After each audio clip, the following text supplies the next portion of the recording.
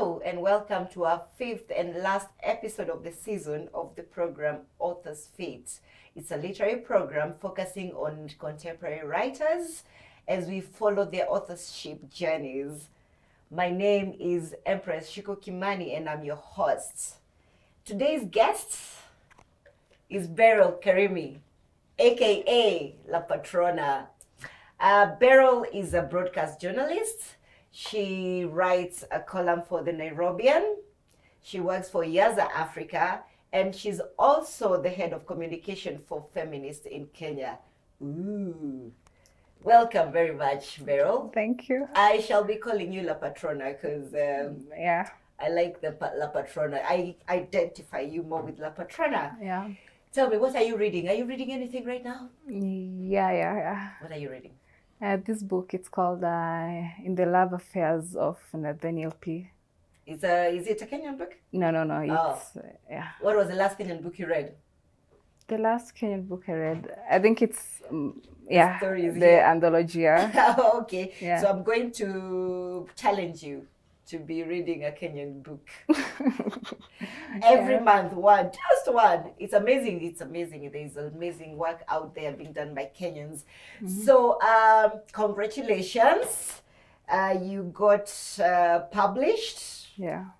It's in a group of writers, Kenyan writers. Yeah. Your story is called Disintegration. When I started reading it, I thought I was reading a love story, and then I wasn't so sure anymore. Without giving too much, without being a spoiler, love story. Was it supposed to be a love story? I think it was supposed to be a story about heartbreak. So yeah. When we were writing the book, we had to come up with a theme. So the theme was love. So yeah. So that was love, and then now you my had angle. to go and crush it. You had to go, because when I saw it, and I thought, oh, love, and because you're, should I call La Patrona your alter ego, your online alter ego? I don't know. How do you call that? First, how did we become La Patrona? I don't know. I think I love the ring of the name. Mm-hmm. Yeah. So it's not from anyone, or it's just La Patrona, and you decided I'm running with this one? I think I came to social media at a time when every young girl was calling themselves, I don't know, boss lady, boss chick, Mm-hmm. So yeah, I went to La Patrona because it's Spanish for the boss. Mm-hmm. Yeah. And you really are the boss online. Yeah. So I'm trying to reconcile that La Patrona and this fine young lady sitting here right opposite me, and I'm having a little bit of trouble, which is good trouble, not bad trouble, by the way, because I like people who can do this and look this other way. Mm-hmm. You're a very, I'm looking for the right word. You're a very out there feminist, right? Yeah. Yeah, you're a feminist, of course. Mm-hmm. And every other day you find something to write about that brings up these conversations between men and women. Of course, some people, when it comes to feminism, people are a bit sensitive about where they stand. Yeah. Can I ask you, for the sake of a lot of people who think feminism is about men hating, mm-hmm. how would you explain to somebody what feminism is? Why are you a feminist? I think it's because I am a woman born in a patriarchal society. So of course it makes you uncomfortable because you are oppressed in one way or the other. And the moment you experience that oppression, you are bound to be invested in an ideology, in a movement that defends you and your rights, and your right to have autonomy and all those things that we are denied as women in the society we live in. So yeah, mm-hmm. That's what feminism is about. But you're so young, because I'm thinking by the time you become these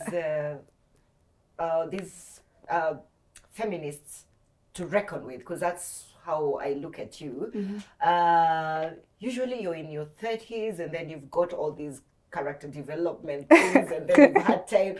I'm thinking, but when I was your age, I think I was out there partying and everything. So when did this start? When did this awareness start? And then you realize that it's something you want to pursue.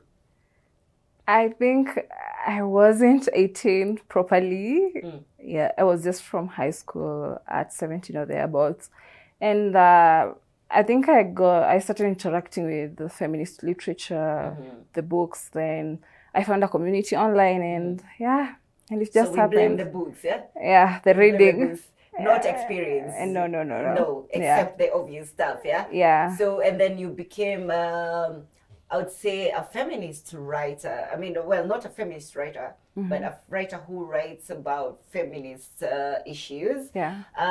What came first, like your Facebook persona or the writing? Or did you decide this is something I could be doing, going by the kind of reactions you get online? I think I've always been a writer. Yeah, even since primary school, I'm one of those kids who are bad at maths, but who used to write very good compositions. Yeah, so I think I've always been a writer. It has always been in me. Yeah. And the feminism bit came from reading, like reading feminist literature? Yeah, reading feminist literature and identifying with whatever I read. Yeah. Yeah. Okay. So congratulations. This is not exactly, I think people who are buying this book to see the feminist writing will be a little surprised or disappointed, depending. Yeah. Is this something we should expect more? Like La Patrona not writing all these, Yeah, I think I will write feminism theory at some point, but I feel like my philosophy isn't developed yet. So like it's something I will explore when I'm older, maybe in my 30s. Yeah, but at the moment you'd rather write this. Yeah. But you get things so right online. I don't know. I have imposter syndrome. I'm often not sure of myself. Yeah. So that's why. Yeah, I've actually tried to write feminism theory, and then I was like, no, I will. Have you had somebody look at them? Because sometimes we are very bad judges of stuff. Not really, yeah. Okay. Yeah. When did we become? Because you are such a big personality online, and that fascinates me to no end. By the way, every time in the morning I have to run and see what you've written and see what people are saying about this, because I think you found a formula to get a message and then get people to talk about it, and then those who have time to go through the comments, then they can see all these. Is this something you've had to learn along the way, or was your first posts just like, whoa? No, I used to be just a regular person online writing my own things. Actually, for a very long time, I had a very small community. Yeah, then I wrote one post early in the year. This year? Yeah. All these, they have 27,000 something. It's this year. So I wrote one post and it went viral. And and then from there, did you feel the pressure to keep churning out these things, or did you just continue with what you were doing before? I think at first I was relaxed, and then I became intentional now about writing, because I noticed writing online has really improved my writing. The way I was writing, let's say 6 months ago, it isn't the way I'm writing right now. Yeah. Like the way you express it, or the topics you like, even the sentences. Like I had already written the story in this book, but I was still not sure of myself as a writer. Like I never used to call myself a writer. So but now you do. Yeah, now I do. Awesome. How did you end up here in the collection of all these amazing people? I see some of my friends here, Kina Belinda, Kina Ongoma. How did we? Someone was looking for writers to do an anthology, and someone recommended me. Yeah, that's how I ended up here. Were you scared? Were you like, that's not me? Yeah, actually, I wanted to pull out. A lot of times I tried to pull out, but then I think I ran out of excuses and I just had to write. Okay. Yeah. It's a great start, by the way. It's a great start. Are you working on something longer? Yeah, I'm working on a novel. Would you do this again? Like, being in a collection of writers? Yeah, I will do that. Yeah, I will do that again. I think you're the first person to say yes. And the others are just lying to me, because I asked, would you do this again? He's like, oh, it was too much trouble. Actually, I tried once and it did work, so I wouldn't do it. Actually, okay, they actually write. But first, I think that this book, like, it gave me an opportunity to become a writer. Like, if I'd not been vetted in this book, like, I would not be having a book at this time. So yeah, like, it's something I would spearhead a project like this one. Yeah, because it's something that was done for me. Yeah, but still, it's hard. Like, it's like being in a marriage with a lot of people, and yeah, it's hard to balance everything. That's a nice one. Yeah. Sorry, I interrupted you earlier. I asked you a question and I didn't wait for an answer. I think I asked you about what is feminism to you. I think feminism to me, it means dismantling the patriarchy. It means resisting patriarchal oppression.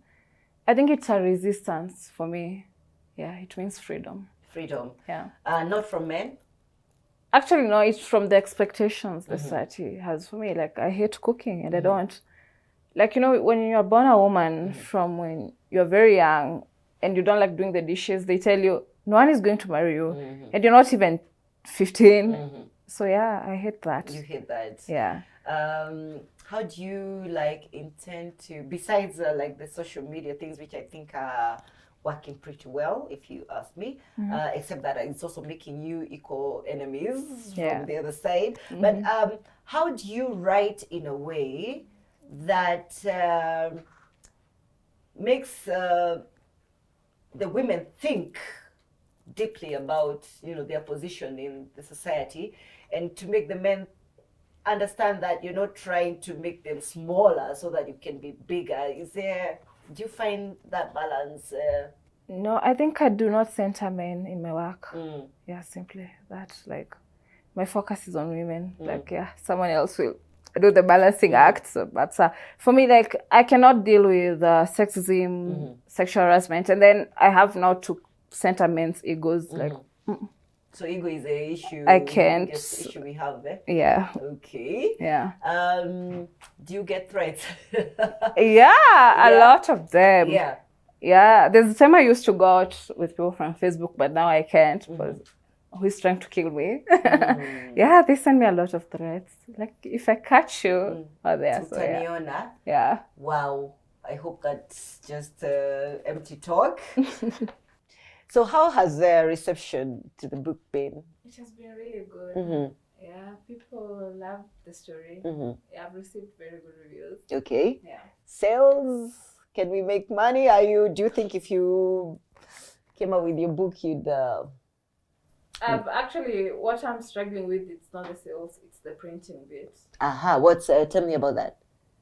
I don't know. It's, like I said, a difficult marriage. Yeah, like, printing has been an issue, so the book has been constantly out of stock. So the demand is higher than the supply. Yeah. That is a good problem to have, you know. Yeah, that is a really good problem to have. So what do you think you're learning from this whole process? I know, like you say, it's a polygamous marriage, but are there things you're learning that you wouldn't do or you would repeat when you do your book? I think what I'm learning is to have a lot of patience. And I don't know, and I'm learning I'm terrible at business. Like, I'm a good writer, but a terrible businesswoman. Actually, don't worry. Most creative are terrible at that. So so it has to be a deliberate decision to say, okay, now I have to do the paperwork. And also, I've learned that I like having control. So yeah. Like, you want to be in charge of. Like, if it's printing, I'm like, if I want 250 books tomorrow, I want them tomorrow. Yeah, so I struggle with hearing something has happened, I can deliver. You don't want to do that. You want things now. Are you going to work on that? I don't know how. Otherwise, you'll be very frustrated. It's a very difficult field. Yeah, it's very frustrating. I'm focusing on finishing the book that I'm writing. So, okay. When do you think that will be? You know, writers realize. We tell people, I'm writing. Lie to me now. I'm writing. I haven't written for a month. So. That is true. That is true. Is it anywhere near, like, maybe the first draft is done, or? No. No. Yeah. Don't wait too long. like, I don't know.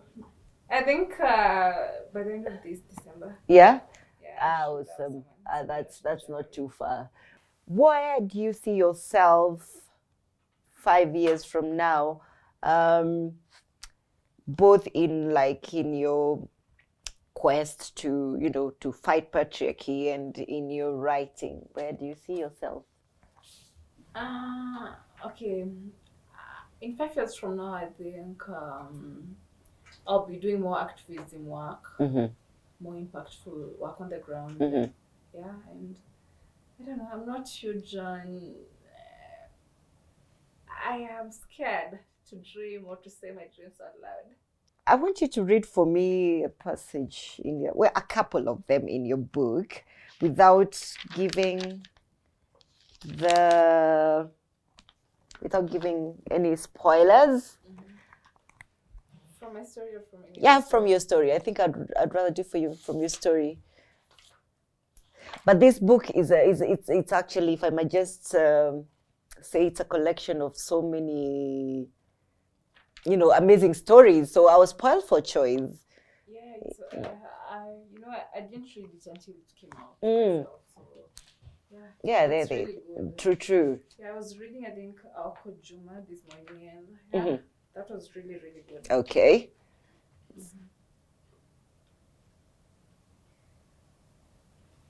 Whenever you're ready.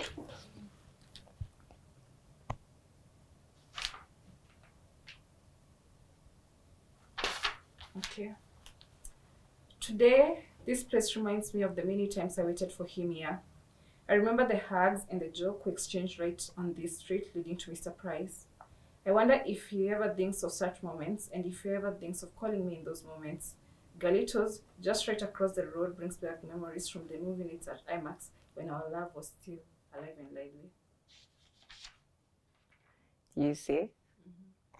That's it, yeah? Yeah, you see, there's potential of a love story on this one. So La Patrona is not always being an activist. She can also write very great stories. I would like to thank you so much for gracing us, for being the last guest in our first, season 1, and we hope to host you again very soon. Yeah, you're very calm. I was just expecting, sometimes I was expecting somebody who is like, but you're just there, very calm. So I need to reconcile that in my head, that the La Patrona online is not the La Patrona there. Well, you really are. Yeah. So your extroverted self is actually online, yeah? Yeah, my writing, but it's in your writing. Is that like an escape for you? Like the writing, is it like? I'm an only child. So I grew up alone, around adults. Yeah. Alone. So I think I never learned how to interact with people that much. Yeah. Yeah, but I was always quite a reader. So you know how to interact with people when you're writing. Yeah. Okay, then we're gonna have to take what you give us, which is amazing either way. Yeah. And that's it. Thank you so much for staying with us for this whole season. We hope to see you next season with new and other exciting guests. Thank you and bye-bye.